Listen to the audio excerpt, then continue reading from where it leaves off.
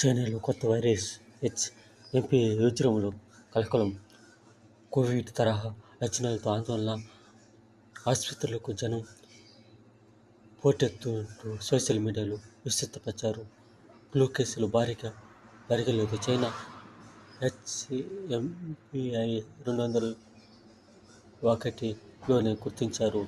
అది సీజన్లో వ్యాధి అంటున్న నిపుణులు. భయపడాల్సిన పని లేదు. కేంద్రం. ప్రపంచ ప్రజలారా, చైనాలో ఈ విధంగా రెండో వైరస్ వచ్చే అవకాశం ఉంటుంది.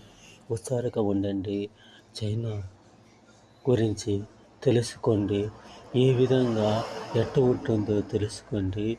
చైనా పాపం వైరస్లో అల్లాడుతుంది. ఎవరో కొంతమంది దుర్మార్గుల వల్ల